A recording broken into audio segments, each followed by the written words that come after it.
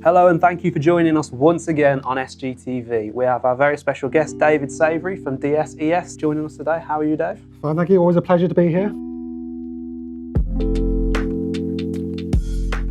going to pick your brains on pricing a job. For people out there that are thinking about going self-employed, I suppose pricing a job can be quite an obstacle to get used to.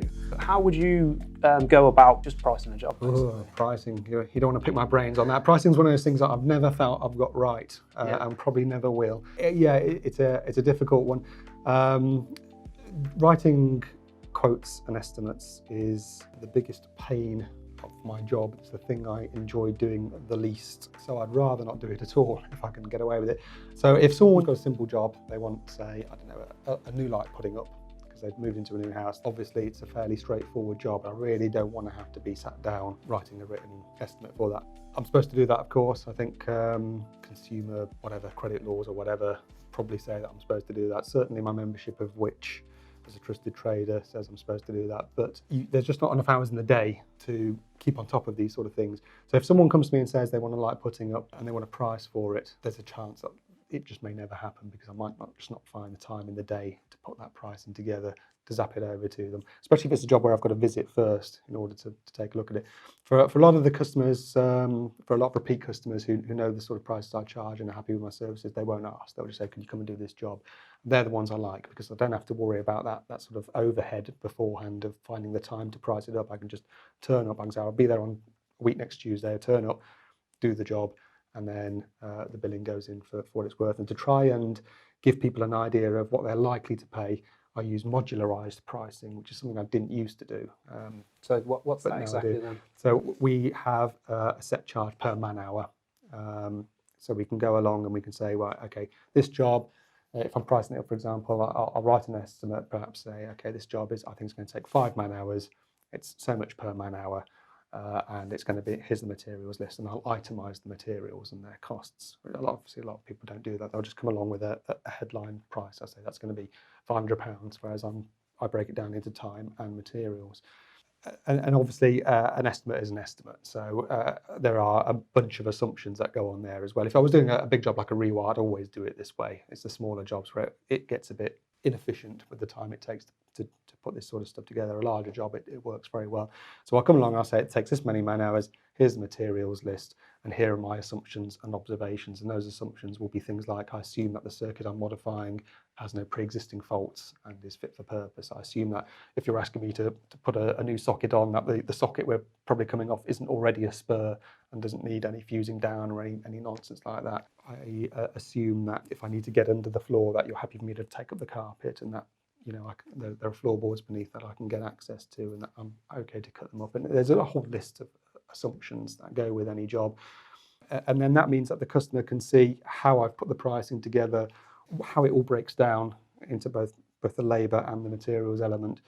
And hopefully they'll come back and go, yeah, that looks fine, off you go. And obviously, because I write estimates, it does say that, if it takes longer, you may be charged more man hours. If it takes less time, you'll be charged fewer man hours. So, it is what it is. We're not trying to rip anybody off or anything like that. It's just a case of here's what is our best estimate of how it's going to all go together based on how we've planned it in our heads as to how the job's going to go forward. And that works very well. But like I say, it becomes a pain for the smaller jobs where someone wants something very basic doing. You think, really, do I have to sit down and put together the paperwork for that?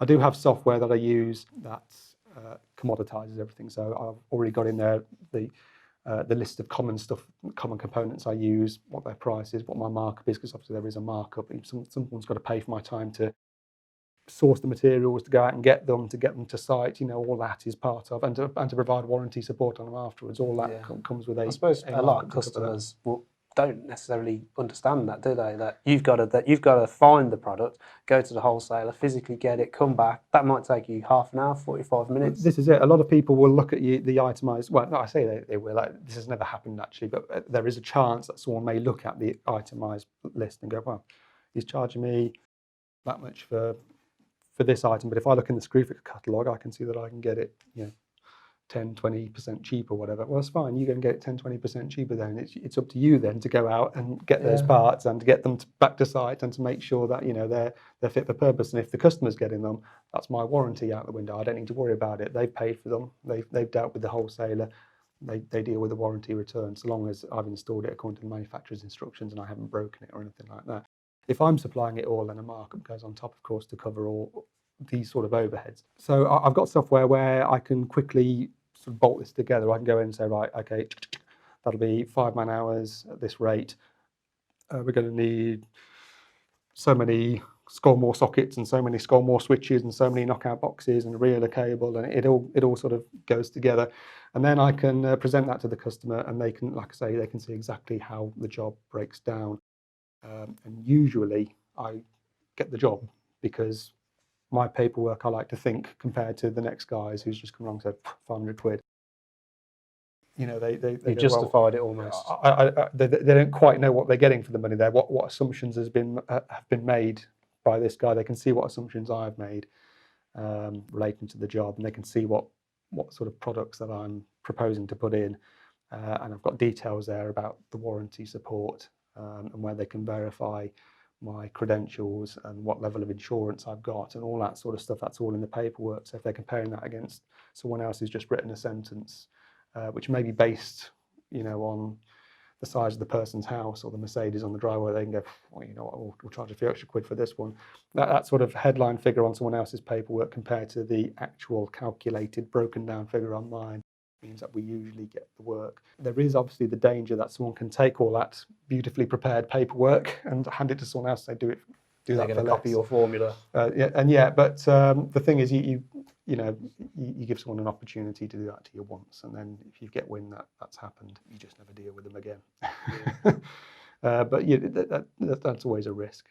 So for a large job, that always goes together. For a smaller job, it's harder to justify the time doing that, and there are an awful lot of jobs that just fall by the wayside because people are there going, well, how much is it going to cost? And you understand that they want to know how much it's going to cost, but on a job that's worth 50 quid or whatever, it's hard to find the time to put that sort of paperwork together, to put that commitment together. And so a lot of the times, some of the smaller jobs just end up falling by the wayside, unless, of course, the work's not really coming in which case you're all over it. Have you ever found yourself almost getting stung from doing a fixed quote where you may have underestimated and you've been obligated to stick to that price? Obviously, if you're providing a quote, you have to stick to that quote. A quote is a quote. You can't vary it. You're saying, I'm going to do that job for £1,000, whatever it might be. And you might get there and find that it's a bigger job than you expected, in which case you can't go back and say, well, we wanted a couple hundred quid. You've quoted for the job. That's the fixed price. An estimate is different, and we usually provide estimates. The only time we provide a quote is if, for example, we'd wired the building. We knew exactly what had gone in, where it went, how it worked, and what we've got to do to make whatever the modification is that we're being asked to do. So it's very rare that we provide a quote. And when we do, it's because we know the installation. We've been there before. We probably put it in. So we can be tighter on that one. We know more about what we're going to do. Everything else is an estimate, and that estimate may go up or down depending on changes in materials used on the day, or any surprises you're going to find. Any surprises, or because it takes a bit longer than expected. But we try to be quite fair with it as well. If we estimate 5 man hours and we're there for 5.5, we'll probably knock the half hour off rather than charge for it, and try and keep that labour cost capped, just because it works better for your reputation. Yeah, I suppose if people see that you're actually doing them a bit of a favour, they're more likely to come back to you. Absolutely, yeah. It's just good for business. But there are some where it's gone rather far over, and you can't just swallow it. You've got to sort of add it to the bill. But again, I've never had a problem where a customer has come back going, well, I'm not happy about that. You said it was going to be this, and now you're charging me this. Because if they've got the information about why it's been estimated at a certain rate or a certain cost, and then why the explanation for why it's different, and that explanation may be that because you turned up on the day, they've asked you to do some extra work, or you turned up on the day and found that there's a fault. One example being, we did a lighting job for someone a couple of years ago, and we found there was no earth on the lighting. So we had to we had to find that fault and rectify it, and that ended up adding a bit of time to the job and adding a bit of cost to the price. And the guy, I think he's the only one who's ever come back saying, why is this so much different to the estimate? And we said, well, because as we pointed out on the day, there was no earthing on your lighting, and you have these class 1 fittings. We had to fix it in order to undertake the job. And once we'd explained that, it was like, oh yeah, okay, fair enough, that's fine. So people generally, I find, are reasonable, so long as you can justify why things are the way they are and break down the pricing, it tends to work out okay. So the more upfront you can be with your pricing, the better it is. And the advantage of modular pricing, where you say it's going to be this many man hours, this rate per hour, is that you're not the guy turning up, sucking air through your teeth and making a decision off the top of your head based on the size of the person's house and the sort of flash car on the drive. You're there.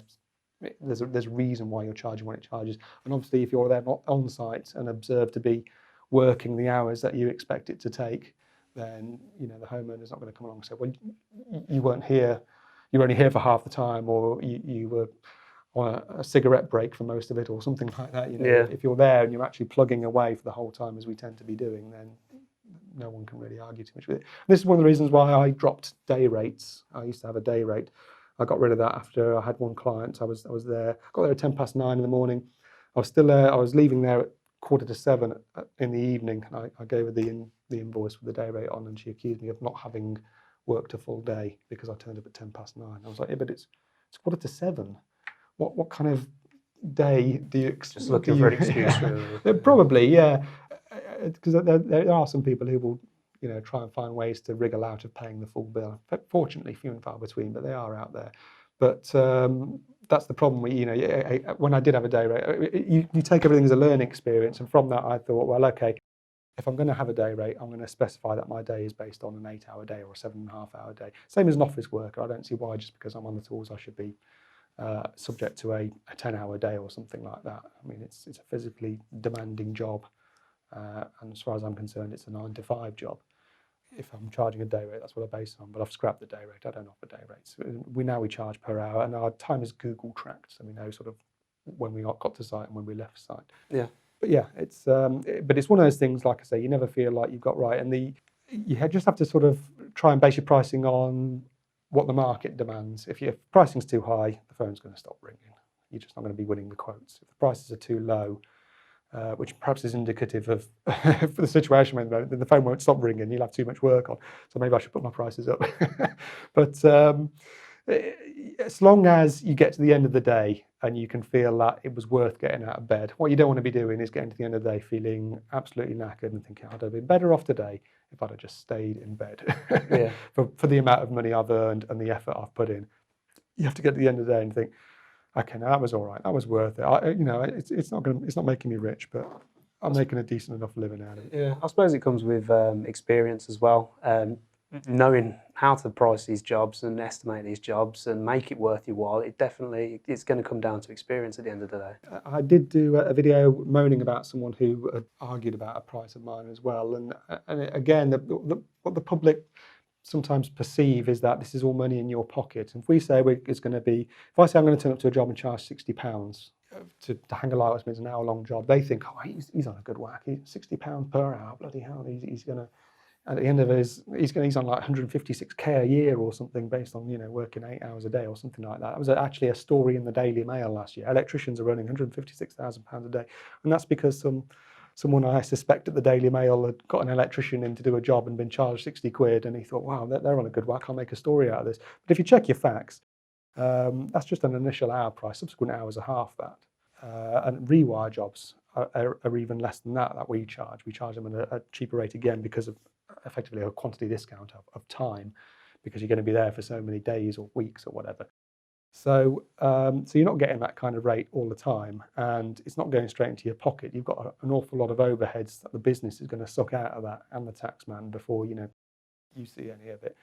And there was one job recently where I was moaning about it on YouTube, where we left our site an hour early to attend this site, and because we left our site an hour early, we were already out of pocket by 48 quid, because that's what we would have got had we stayed on site for that remaining hour. Just attending this other job we were already £48 down. We did her a favour and charged her 60 quid for the job. So effectively, we left that site and we made 12 quid on this site.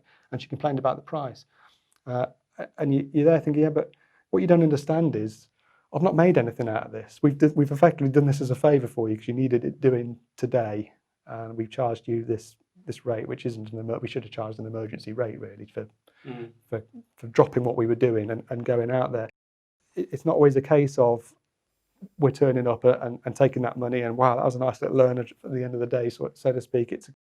We sometimes have lost money elsewhere, or any site we're attending where we're doing a job is a site where we're not earning money elsewhere. And if we can be earning more than that elsewhere, then it's if you've got a customer saying, well, I don't think you should be charging me this rate. Yeah, well, we've got to charge you that rate because we're out of pocket otherwise. We're losing that money on another job, and that's what they don't see. They think that you're just twiddling your thumbs waiting for their call and then coining it in. Yeah, just throwing cash around afterwards.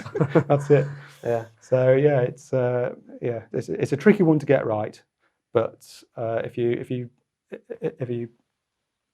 are careful with your paperwork and are prepared to put the effort into your paperwork, especially for the larger jobs, then you will shine above perhaps what the competition are offering. Yeah, we've got a Scolmore app, which we've got calculators and pricing things on there. I do believe you've got it on. I do. I use that. It's a jolly useful app.